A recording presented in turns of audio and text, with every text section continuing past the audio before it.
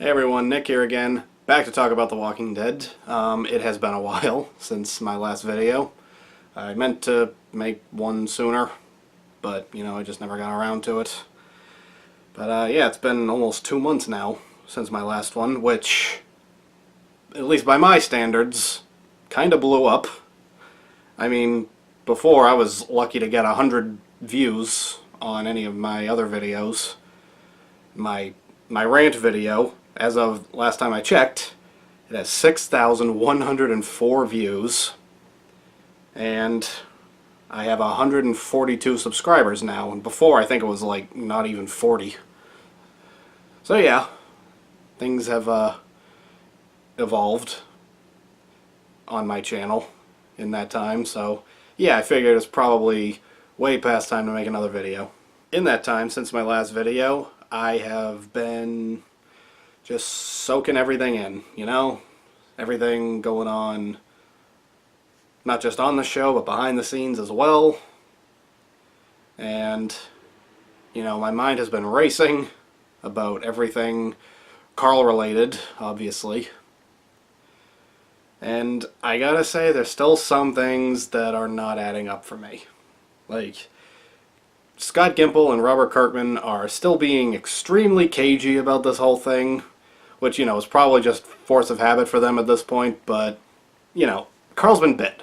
So, I mean, if it is what it seems to be, then there's no reason to dance around it, but, maybe there's something, I don't know. Another thing that stood out was just the lack of spoiler rumors for the second half of the season. Now, I had Carl dying in the mid-season finale. Okay, I guess he didn't technically die, but either way, I had that spoiled for me not long after the Season 8 premiere. Like, premiered on Sunday. I think I might have heard that rumor on Tuesday. If that. But there hasn't really been anything about the second half of the season. Nothing's really leaking out, which leads me to believe that maybe the Carl thing was leaked on purpose as possibly a redirect. And another thing I noticed, and another thing I noticed was when I rewatched the scene in episode 6 where it's the part that's pretty much universally agreed to be when Carl was bit. When he's with Siddiq in the woods and he's wrestling the two walkers while he's lying in the deer carcass.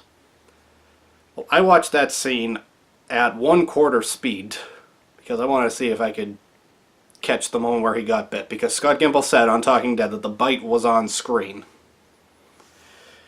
And watching the scene, in case you don't remember, Carl had one zombie that was on top of him, and then he had another one that was next to him that was previously on top of him, but he shoved it off, and then the second one came along. Well, the one that was next to him, the one he'd shoved off himself, that one kind of leaned over, and it looked like it did bite him. Like, looking at it, I was thinking, that's probably it right there. It's probably the moment. But there was one other thing I noticed at 1/4 speed. When Carl finally got his gun out and shot the two walkers, neither of their mouths were very bloody. In fact, their teeth were surprisingly bright for walkers. I mean, bright gray, but still, it stood out. Even just saying all this out loud, I know it sounds like I'm just giving myself false hope. I probably am. It's just they probably didn't leak that rumor about Carl. It just got out on its own somehow. And, maybe the whole not bloody mouths on the walkers, that might have either just been a mistake by the production, or maybe it was done deliberately so that it didn't, spoil it, possibly, for any eagle-eyed viewers, or any people who watch it on 1/4 speed. But yeah, I can't help thinking this stuff. And I have been thinking about possible scenarios where Carl could live, trying to see if there's anything that makes even a little bit of logical sense. And I have heard a lot of theories, and I've come up with one of my own also. And some of the ones I've heard are valid, some of them not so much, but I have decided there are 4 possible scenarios where Carl could live. And again, these are all stretches. They're all pretty unlikely, but, you know, with Gimple being as cagey as he is and Kirkman being as cagey as he is, you can't help but think about this stuff. Scenario number 1. Siddiq bit him. He had Siddiq bite him to, you know, make Rick and Michonne and everybody think that he was dead or going to die. And then Rick would, like, take him away, just, you know, to, like, a field somewhere, which, judging from the Season 8B trailer, it seems like that might actually be happening. And it turns out it's not actually a zombie bite at all. Siddiq bit it to fake his death.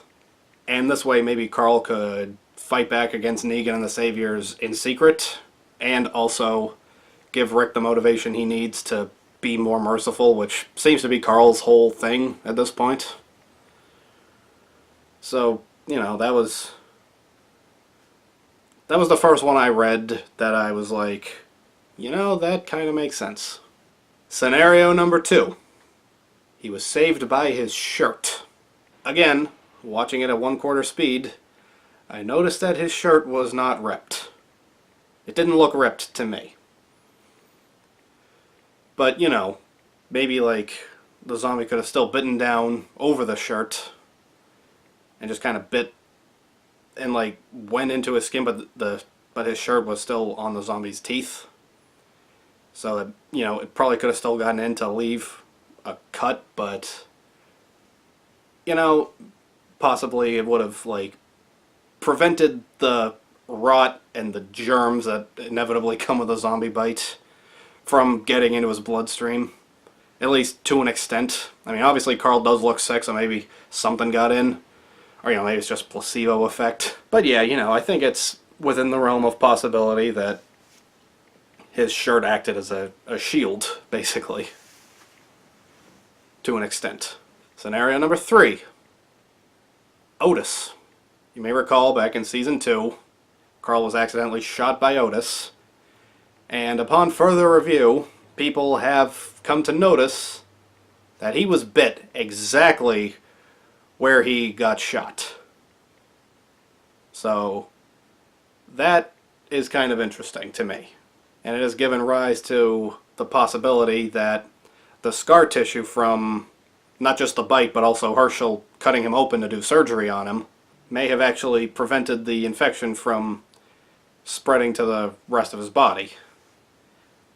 Now, this wouldn't be the first time I've heard of something like that happening. In the first Scream movie, David Arquette's character got stabbed in the back, and it seemed like he was dead, but he wasn't. Then he came back for Scream 2, and he was stabbed in the back again, and seemed to be dead again, but and at the end it turns out he survived because of the scar tissue from the first stabbing. That's what saved him. And, you know, I feel like that's probably not outside the realm of possibility. I don't know, I'm not an expert on that kind of thing, but it seems possible to me, I guess. And of course, Season 8 already has had a pretty consistent trend of callbacks to earlier seasons. Like, every single episode so far, there's been at least 3 or 4. So that would fit in perfectly if the bullet wound from Season 2 is actually what saves him. Scenario number 4. This is my own personal one. I haven't seen anyone online put forth this theory. Maybe people have, but I haven't seen anything, so for all intents and purposes, I came up with this one myself. Like, I'm not saying I'm the first person, but I don't know of anyone else who has come up with it. It's just another infection. Whatever it is that turns people into zombies after they die, everyone already has. Every single person on Earth, it seems, has it.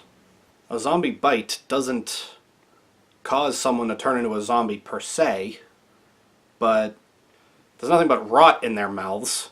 It's nothing but the blood and guts of whatever else it ate. So it's just a separate blood infection that causes a fever and ultimately kills the person who was bit. And it's a nasty infection, but, you know, in real life, people survive nasty infections all the time. So, you know, theoretically, if they had enough meds, they could fight off the infection that comes from a bite. Of course, they would need a giant crate of aspirin. And Hilltop has a giant crate of aspirin. Back in Season 7, after Negan killed his own Dr. Carson, he sent Simon to the Hilltop to take their Dr. Carson. And since he was their only doctor, Simon was like, "Don't worry, we're not leaving you high and dry." And then he leaves them a giant crate of aspirin. I'm sure it was mostly done as a middle finger, but assuming it's not an even bigger middle finger and they're all empty, or they're not actually aspirins, if Carl takes a lot of those aspirin, maybe he can live through the illness that comes from a zombie bite. So, you know, that's something to think about also. At the risk of sounding self-congratulatory, I like the one I came up with the most. It makes the most sense to me. The other three that I said, they make sense, but I like mine. I like mine. Regarding some of the other theories I've heard, yeah, I'm just gonna acknowledge these real quick. The theory that Carl was bit by a Whisperer, that makes no sense. For those of you who don't read the comics, the Whisperers are the next major threat after Negan, and they walk around disguised as zombies. Like, they wear zombie skin on their faces. So some people have said maybe Carl was just bit by a Whisperer, which is still just a person, but that doesn't make sense because not even one time in the comics has any Whisperer ever been shown biting anybody. Like, you know, if that was ever a thing, if even one Whisperer ever, even bit one person ever, I might give some credibility to that theory, but I just don't see it. There's a theory going around that Carl is immune. I think that would just be a cheap fake out, honestly. Like, with all the hype building up to this premiere, this mid-season premiere, if that turns out to be the big twist, I think that a lot of people would be pretty upset. And also, the whole immunity plotline was already done by another apocalyptic story, a video game called The Last of Us, which also is about zombies. To an extent, they're more like mutations, I guess, than actual zombies. But if you get bit or scratched, you turn into one of them, so, you know, same principle, really. And that had to do with someone being immune to it. So, you know, I think that'd just be ripping that game off if they tried to do it on the show. And finally, there's a theory going around that he was bit by a walker with dentures. No.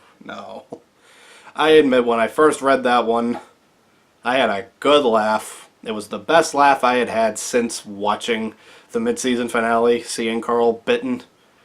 It was good for a chuckle, but there's absolutely no way. If that does turn out to be the case, it would be even stupider than just killing him in the first place, honestly. Like, any person with dentures who died and turned into a zombie, their dentures would fall out of their mouths within an hour or two of being a zombie. First time they try to bite something. And the zombie that supposedly bit Carl was clearly not a fresh walker. That dude had been dead for a long time. But yeah, I have 4 possible scenarios that Carl could survive that I think would make sense if they were to happen on the show. But does this mean that I think Carl will survive? No. Honestly, the thing that has me most convinced that he's going to die are the people involved with the show. Both the actors and the crew. I mean, Greg Nicotero, who is directing the mid-season premiere, and, you know, I love Greg Nicotero, but very rarely has he directed an episode that left you with a warm, fuzzy feeling in the end. He said that the mid-season premiere will basically be a fitting farewell for Carl. And he just sounded very somber about it, so that doesn't sound good for Carl's chances of survival. And then as for the actors, Andrew Lincoln didn't believe it was true, and, you know, a lot of people still don't. Myself included, to an extent, as you could tell if you watched all of this video so far. Norman Reedus said he's desperately unhappy. Those are his exact words. And he kind of gave a, I don't want to say a threat to Scott Gimple, but kind of a warning, I guess, that doing this would basically just be very bad for the show. And I agree. Lauren Cohan said she's devastated, and she added that the whole cast and crew are devastated. So, you know, that really doesn't look good. And just in general, Chandler Riggs, his whole thing now is he just seems to be moving on. Like, he seems okay with everything that went down, certainly more okay than some of the more die-hard Carl fans I've seen. But yeah, he just seems to be accepting it, and he even has a pretty good sense of humor on the whole thing. He's shared some pretty amusing tweets about it. And he's just, you know, he's just acting like he's just done with The Walking Dead, and that's okay for him. And honestly, I respect the kid. He is very mature, and he has a great sense of humor about it. And, you know, that's honestly one of the things that's helping me come to terms with the fact that Carl is almost certainly about to die. Just the fact that he is okay with this, overall. I mean, maybe not okay with it per se, but he's accepted it. And I am still mad at Scott Gimple for doing this. But I'm not going to give up on the show. Probably ever. I mean, there is still so much talent on this show, both in front of the camera and behind it. All of the actors are consistently amazing. And Scott Gimple isn't even going to be the showrunner anymore. It's now going to be Angela Kang, who's a writer for the show. She's written quite a few episodes for the show. So, you know, there is that. And then, of course, there's Greg Nicotero, Gail Ann Hurd, Dave Alpert, Denise Huth. There's so many insanely talented people involved with the show. And if I give up on The Walking Dead, I'm giving up on all of these other talented people. And that's not really fair to them, I don't think. I do feel like Carl's death will hurt the show, but you know what? I will go down with the ship.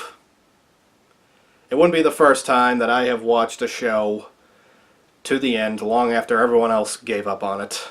Okay? Like, I watched American Idol all the way to its last season, its last episode, all of that.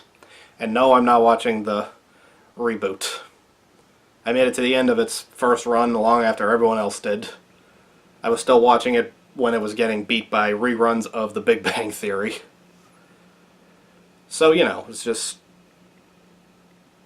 I will ride The Walking Dead all the way down. I've done it before, and I will again. Someone hand me the violin, I'll start playing Nearer My God to Thee on the way down. I really make a lot of Titanic references, don't I? Oh well. I regret nothing. Good movie. In essence, I've decided to just take the advice from the Season 8 premiere, said by both Rick and Siddiq, and I'm going to just let my mercy prevail over my wrath. Because if I just stay angry at the show, then it's gonna affect all the good times I've had with it.